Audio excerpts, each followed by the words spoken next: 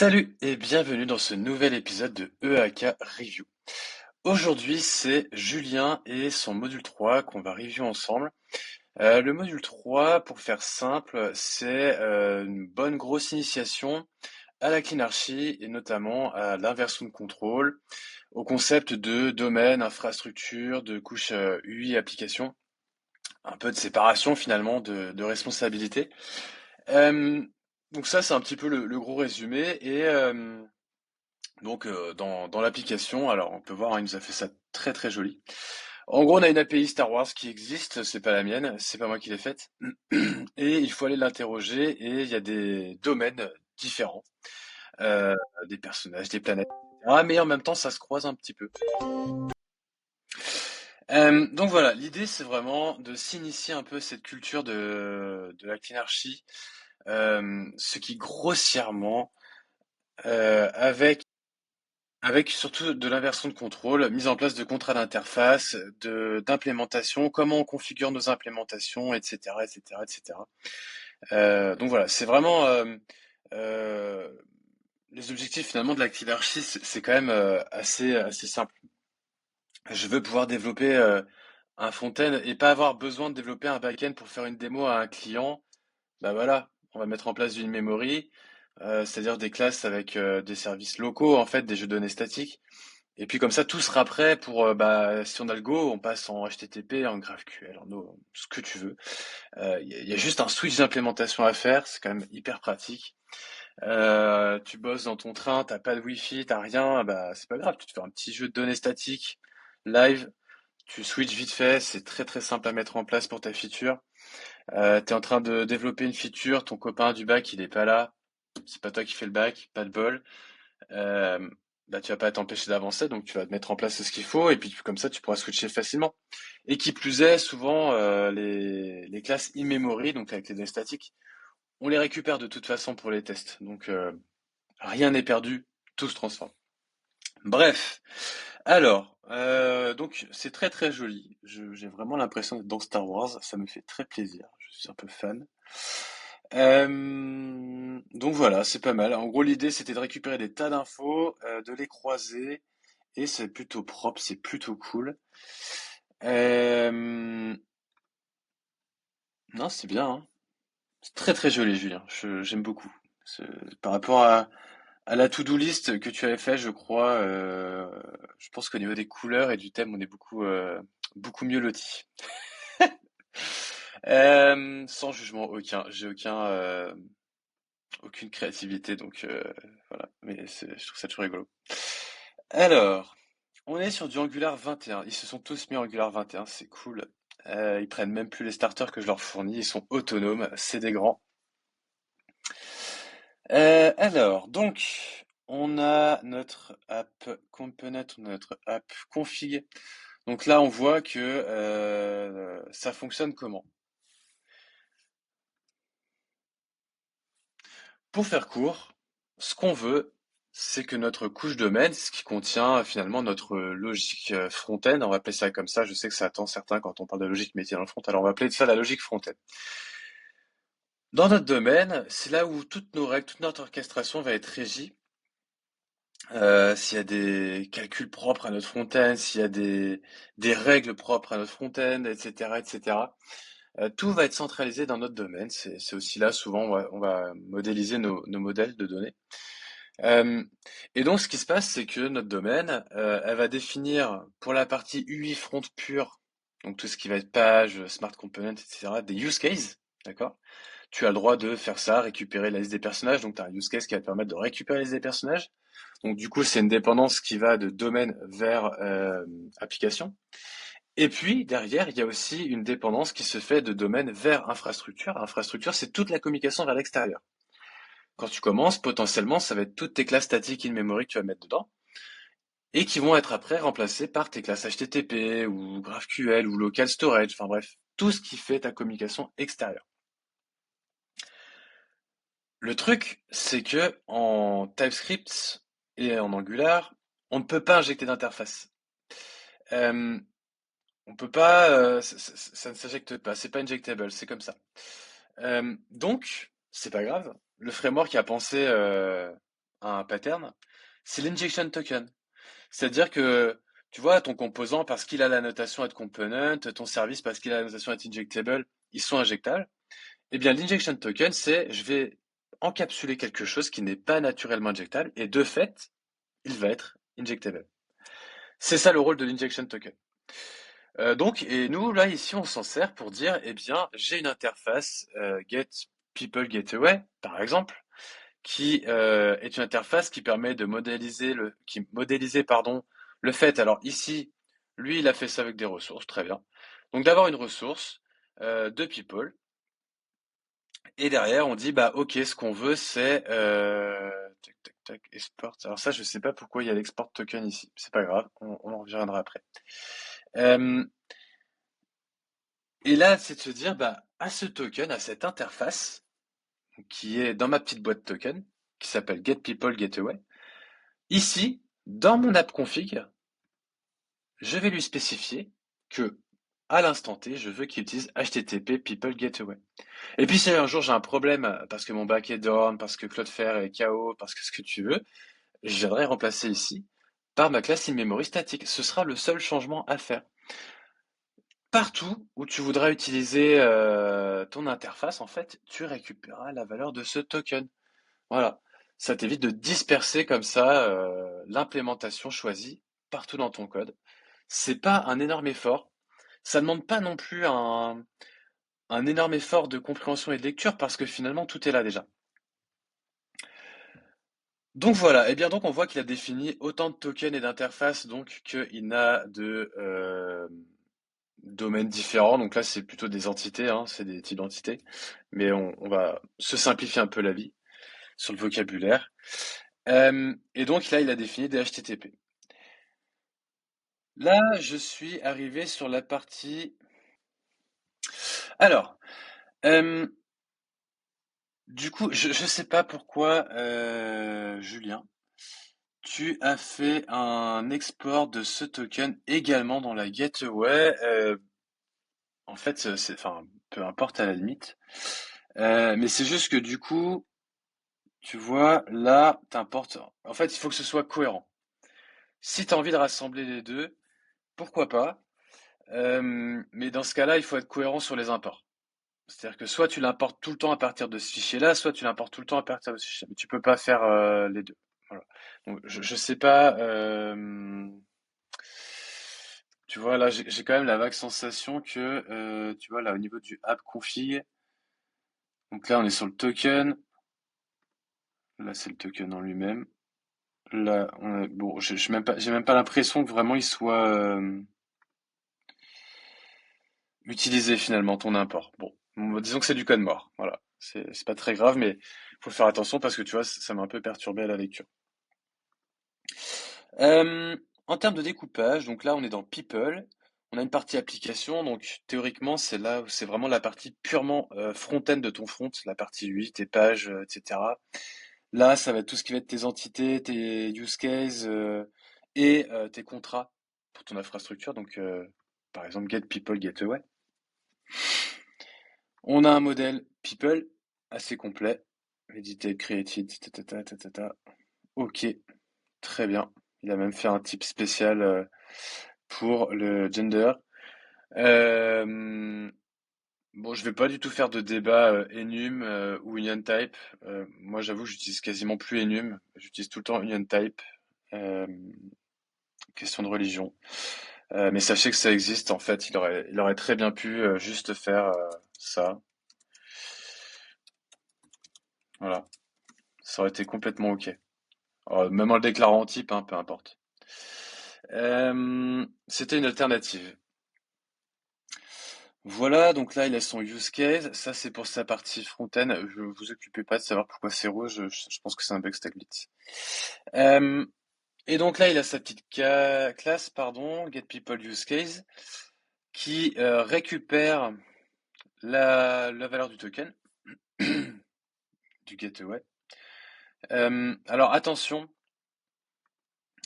sur de la théorie pure, notre partie domaine est censée être exempt d'Angular. En théorie, normalement, La partie domaine, elle est Agnostic Framework, c'est-à-dire qu'on devrait avoir aucune notion de Angular, React, tout ce que tu veux.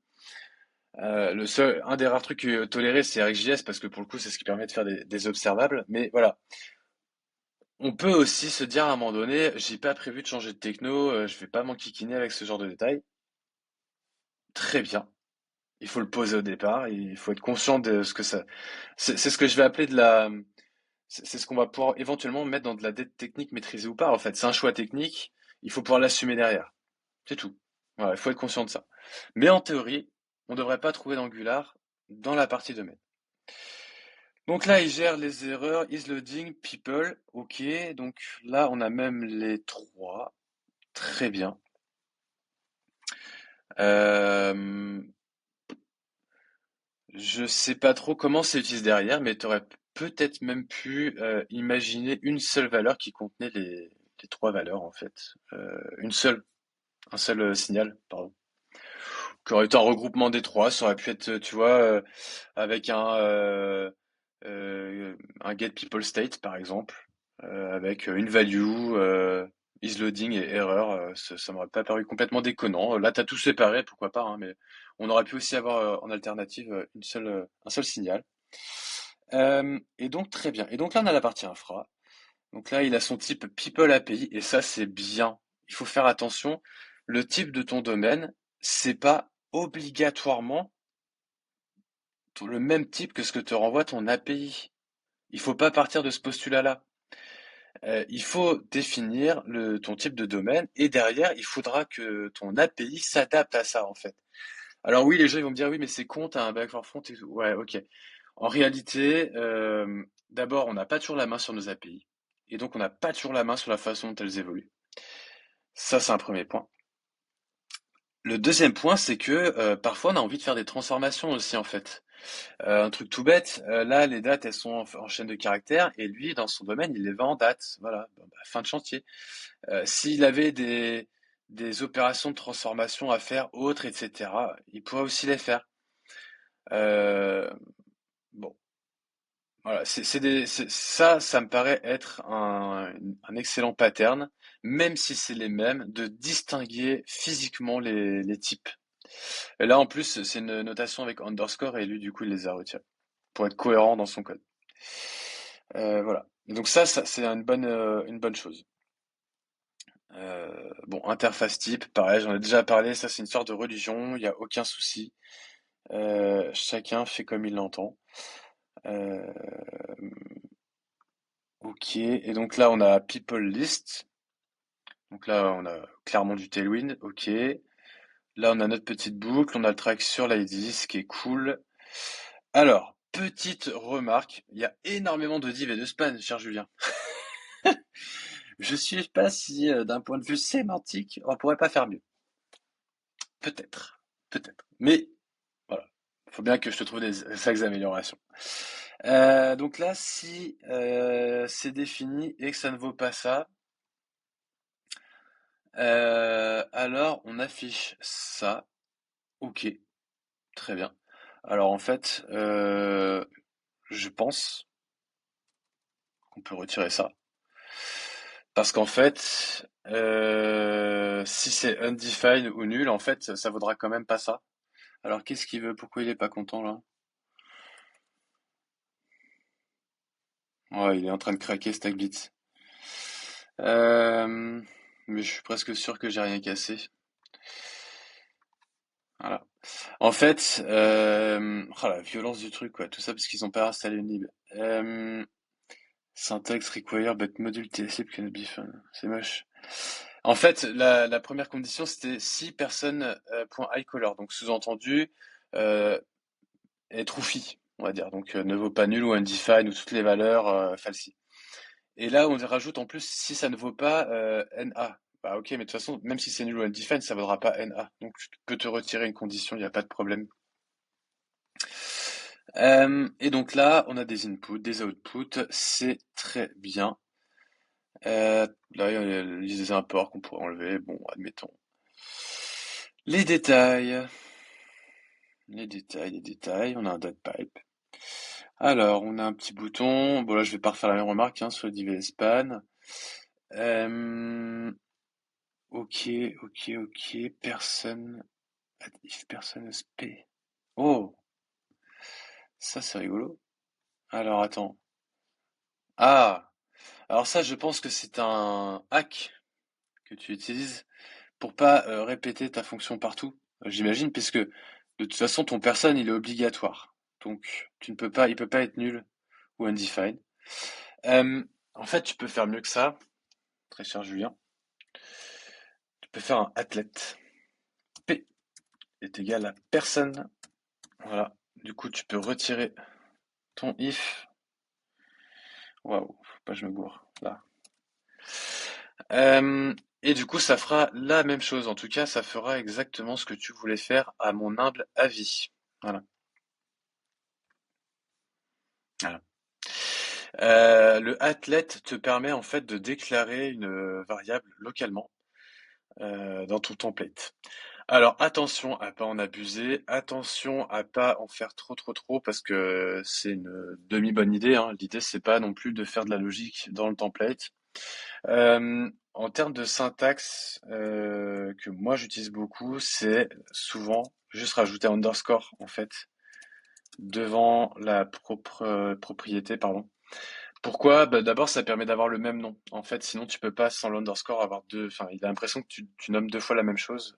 Enfin, tu nommes deux fois deux choses différentes avec le même nom, et tu ne peux pas. Et du coup, ça permet d'avoir le même nom, et ça permet du coup d'être plus lisible. Voilà, suggestion. Mais du coup, c'est le athlète que tu voulais utiliser, à mon humble avis. Et derrière, effectivement, ça évite de répéter l'appel au signal N fois, alors que t'en as pas besoin. Alors, petite suggestion, je t'invite à aller regarder au niveau du DatPipe, tu peux utiliser, alors j'ai plus, c'est le default DatPipe option. Non, je suis en train de dire une bêtise. Mais c'est quelque chose dans ce goût-là. J'ai plus le nom exact. Mais en gros, tu vas pouvoir définir ton format par défaut dans toute ton application. Tu vas le définir dans ton app config ici. Alors attends, parce que du coup ça m'intrigue. Default, tu vois, tu as le currency code. Ah, c'est DatPipe, default option. J'étais pas loin, hein, c'était l'ordre des mots. Et donc, tu vas pouvoir définir ton date format par défaut et ta time zone éventuellement aussi. Ce qui veut dire que, donc là, c'est plus un use class évidemment, hein, c'est un use value. C'est un usage du token, de l'injection token qu'on a vu tout à l'heure. Et donc là, c'est date format. Si je prends people detail par exemple et que hop, hop, on se le met là, tac, hop.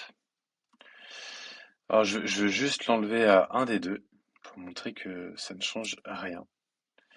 Voilà, je vais pouvoir revenir ici. Donc c'est sur la date de dernière modification. Voilà. Ah, pardon, mea culpa. Parce que je me serais trompé dans le nommage. Ah non, c'est bon. Pardon, c'est le même format. C'est juste que c'est sur deux lignes. Autant pour moi. Euh, donc ça, c'est good. Pas mal. Petite astuce, hein, ça évite pareil, hein. L'idée, c'est d'éviter de répéter un. Alors, c'est anodin, hein. Mais en fait, si tu as tout le temps le même pattern de date, ben, ça t'évite de le répéter une fois.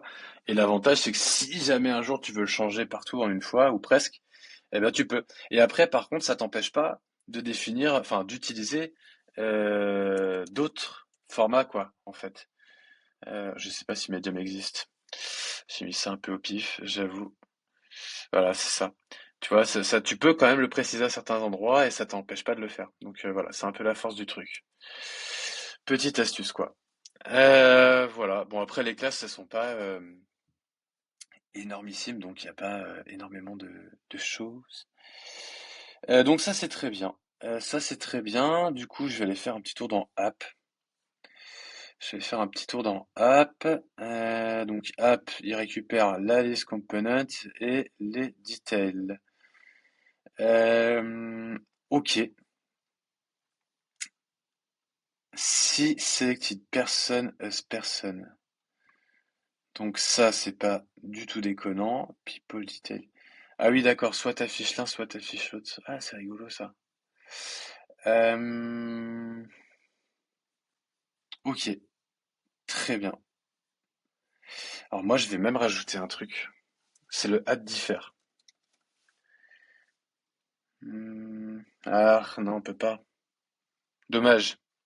En fait, le add differ, l'objectif, c'est de pouvoir lazy loader des morceaux de template, enfin, des composants en fait dans ton template. Ça marche que avec les composants, attention, hein. Mais là, du coup, vu le if else, ça me paraît compromis. Mais en fait, tu peux par exemple tout à fait dire, bah en fait, tant que j'ai pas de selected person, je load pas le composant qui est en dessous. Le truc, c'est que là, ça marchera pas parce qu'il y a un if else et attention, le add differ, c'est pas du tout un if spécial, c'est juste en fait, ça va pas loader le composant tant qu'il y en aura pas besoin. Par contre, une fois que la condition va être remplie, il sera là tout le temps quoi qu'il arrive. Donc, il faudrait remettre le if dedans en fait. Alors, bon, juste pour l'exemple, on pourrait tout à fait. Voilà. C'est pas bien hein, ce que je vais faire, c'est juste pour montrer comment ça s'utilise. Donc là, si c'est petite personne, euh, hop, voilà. Je sais pas du tout si j'ai le bon compte d'accolade. Ouais, ça a l'air, il a pas l'air de câbler. Euh, donc, ça n'a rien changé à ce que j'ai fait. Voilà, ça fonctionne toujours très bien. Mais voilà, ça permet de lazy loader en fait. Ce composant-là ne sera pas chargé tant que cette condition dans le when n'est pas remplie. Il y a d'autres manières hein, d'utiliser le add differ. Ça, c'est un exemple parce que j'ai vu la condition. Et ne l'utilisez pas comme ça. Hein, c'est pas très jojo, c'est pas très beau à lire. Mais il y a des cas où des fois vous allez avoir un if tout seul et potentiellement un composant qui s'affichera pas tout le temps. Et dans ce cas-là, on peut tout à fait utiliser le differ. Il y a un truc, j'ai déjà vu dans du code, des if, en gros, si je suis en mobile, je fais ça, et sinon, si je suis en desktop, je fais ça. Ou des trucs carrément, juste, si je suis en mobile, je fais ça, alors que tu es sur une appli 80% desktop. Bah, c'est con de charger des composants, du coup, qui servent en mobile si tu sais que t'es pas en mobile, quoi, par exemple. Donc, ça pourrait être très bien être un exemple d'usage. Euh, voilà. Et donc avec ça, eh ben, on est plutôt pas mal. Tu as plutôt bien compris la façon de faire. Alors, je vais pas du tout tout recheck en détail, hein. Je pense que globalement, tu as respecté le même pattern partout. Ouais, hop. Ah, alors j'ai bien fait de regarder celui-là. C'est un bon exemple. Euh, alors, véhicule list, c'est un tout signal. Ah ok, initial value nul. Intéressant, intéressant. Ah d'accord, ok, c'est parce que c'est ici que tu récupères. Alors. Hmm. J'ai bien fait de regarder. Euh, Par exemple, là, est-ce qu'en fait, là, ce que tu es en train de faire, c'est que du coup, tu as récupéré des véhicules URL, donc j'imagine associés à un personnage, par exemple. Et derrière, pour chaque, tu veux récupérer l'objet véhicule qui est associé. Tout ça, alors, plus précisément, ça n'a rien à faire dans ton composant. Là, on est plutôt sur un use case. Tu vois, get véhicule, by URL ou j'en sais rien. Et derrière, ça te ferait ça en fait. Et même cette partie-là, si ça c'est bon. Parce que ça, c'est une interface du coup. Ouais. Donc tout ça, ça devrait être un use case à part en fait. Là, il y a un peu trop de connaissances dans ton composant, il a pas à savoir tout ça. C'est pas ultra grave parce que l'application en soi est pas très grosse, hein, mais on est plutôt là pour regarder sur les grands principes, les grandes lignes, et après chacun ajuste comme il veut. Mais là, pour moi, il y a trop de code dans ce composant. Il n'a pas à avoir connaissance de tout ça. Euh, Alors du coup, on va essayer de reprendre au pif, hein, si jamais. Ouais, pareil, toujours l'export, c'est rigolo. Ne fais pas ça, Julien, l'export comme ça. Euh, Soit même ton token, t'aurais pu le déclarer directement ici, hein, ça m'aurait pas choqué. Mais pas un export d'un fichier qui est ailleurs que lui-même. Ok, là on est sur HTTP, read only, c'est très bien. Bravo. Voilà. Voilà ce que je peux te dire, Julien, sur cette review. C'est très bien, hein. J'ai rien vu de d'outrant. À part peut-être, si on veut le dire comme ça, cette partie-là, voilà, où c'est too much. Pour le reste, c'est vraiment que de l'amélioration, que du conseil. Donc bravo, c'est très très bien, c'est un très beau boss de module 3. Félicitations à toi. Pour tous ceux qui nous regardent, n'hésitez pas, hein, posez vos questions, faire des remarques. Ce sera avec plaisir. Et abonnez-vous si c'est pas le cas. Salut, à la prochaine.